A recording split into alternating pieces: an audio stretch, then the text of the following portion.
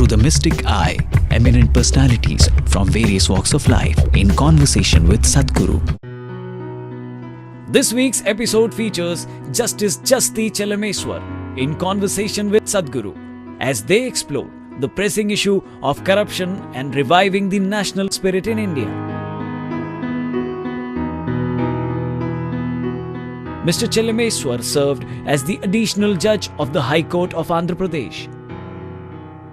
In 2007, he became the Chief Justice of Guwahati High Court and was later transferred as the Chief Justice of Kerala High Court. In October 2011, he was elevated as a judge of the Supreme Court of India. I suppose so long as human beings being what they are and the society is what it is, there are certainly bound to be certain things which are right and certain conduct which is right, certain conduct which is not right. I don't think anybody would contribute to the proposition that corruption is right from any point of view. Let me tell you. Somebody who is sitting in a public office making money using his office. Let me tell you. Yep. See, you're calling it corruption. I have had the unfortunate privilege of sometimes moving closely with the people whom you consider corrupt, okay? All right. And you will be amazed. You will be amazed. And initially it was shocking to me, but when I really look through them, I see the reasoning. They don't think they're corrupt. I'll tell you. They don't think they're corrupt, they just say, everybody would do the same thing. I got the opportunity, they don't have the opportunity. So they're only complaining that they don't have the opportunity. So what is corruption, what is not corruption itself is not defined. I'm not trying to give an escape route for all these people who are doing horrible things to the nation. So the only thing that can fix this country in terms of corruption is, we need people who have a huge passion for this nation, okay? So right now, we need somebody who is capable and who has great passion for this nation. That is the only way, it is not all problems will be fixed.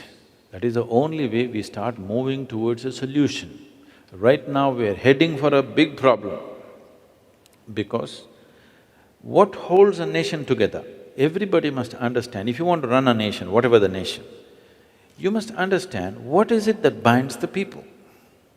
There is some passion, because nation is just an idea. It is not a reality, let's understand this. Nation is just an idea. What is it that binds all the people as one nation? That idea and that passion has to be constantly strengthened. If you constantly keep weakening it and then try to hold the nation together, you will not succeed. This is the time. This generation of people have this responsibility that if we do not change the trajectory of this nation the way it's going right now, there will be no one India in another 50 years' time. It may not take 50 years. But how does this generation do it? See, how is not one aspect alone, there are many aspects to it. See, it's all right, people wear imported watches, imported clothes, but they shouldn't import their brains and hearts from somewhere else. It's very important and that is happening in the form of our education, in the way we are culturing ourselves. There is nothing wrong with anything that comes from outside the country. We must take the best that comes from everywhere from the world. That is the nature of any evolving, growing society. But at the same time, what holds us together as a nation should not be sacrificed. If you sacrifice that, you won't be able to hold it together. People will not stay together. You know, you can't hold 3, 4 brothers together. Unless you bind them emotionally and create a passion towards something, you can't bind them together. If the parents did not take care of that, you can't hold them together, they'll go away somewhere. If they live far away, they won't fight. If they come close, they will be in your court. You must understand what holds the nation together. The basic thing that held this nation together was always that in this nation, we did not believe this nor that. Only thing is, we knew we have to become free. Liberation was the highest goal. If you keep it that way, if you manage to activate this back in the society, you will see people will stay together. Otherwise, every group will form its own belief systems and they will all go separate. You can't keep them together. At the very birth of this nation, we broke into three pieces. Every 100 years we may come to it, or less, if we do not take care of a few fundamentals. And what measures are to be taken to create that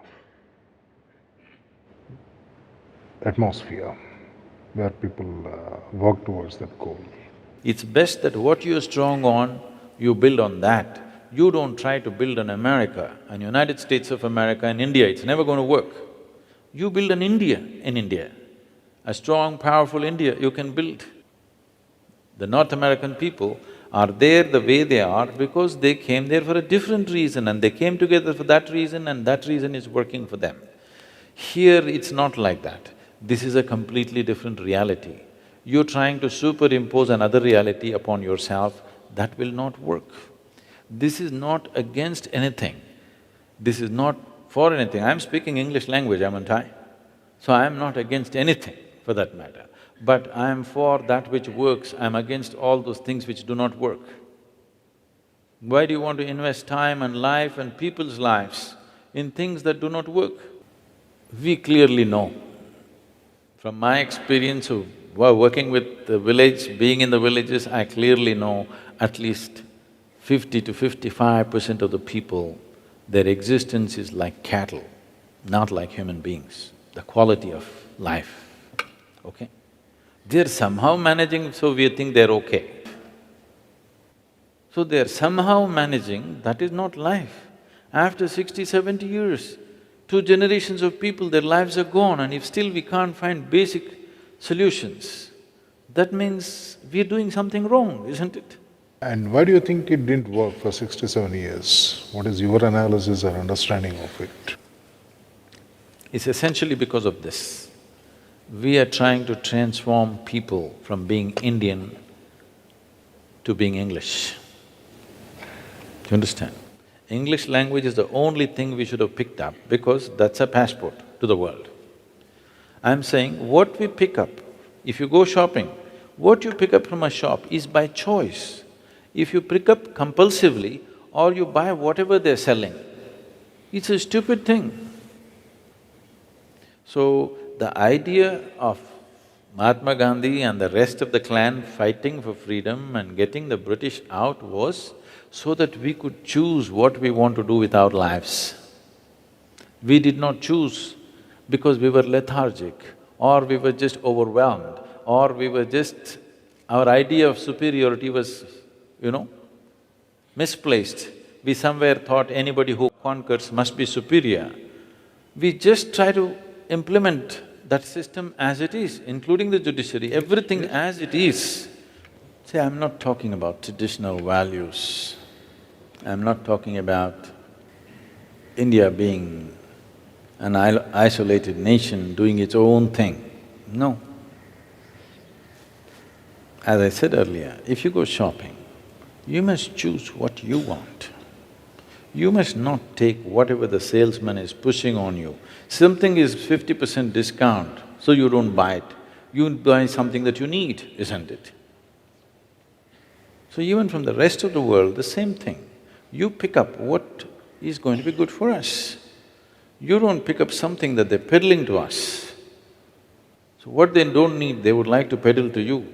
You should have the sense not to take it in. You must take in what we need and what will work for us. English language works for us, or we picked it up. Maybe we didn't pick it up, it was thrust upon us, it doesn't matter, but somehow it worked out for us. Everything else you must see, from a simple thing to anything. I was… there's a classic example, the tribal school close to the ashram where we've been working. First I went there about 15 years ago to see… we thought we will, participate in the school in some way and I wanted to see how the children are. I went there and all these kids, there's just about 11, 12 kids in the school and they're all wearing ties. The ties are worn here, like a necklace, okay? Long string and tie here. So I said, first thing is, remove these damn ties. Why are these children hanging these ties here on their chest and walking around? This is not a necklace. But the kids don't know what's the difference. Something you have to wear like this, they know only this and they're wearing it. In Tamil Nadu, if you wear tie in the summer, it's as good as a nose, you know.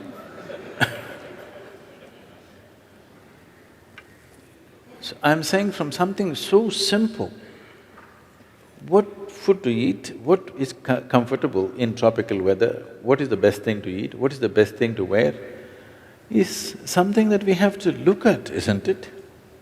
You just don't have to imitate somebody simply because they managed to conquer you. They did not conquer you because they were superior people. They had gunpowder and you didn't. That's all.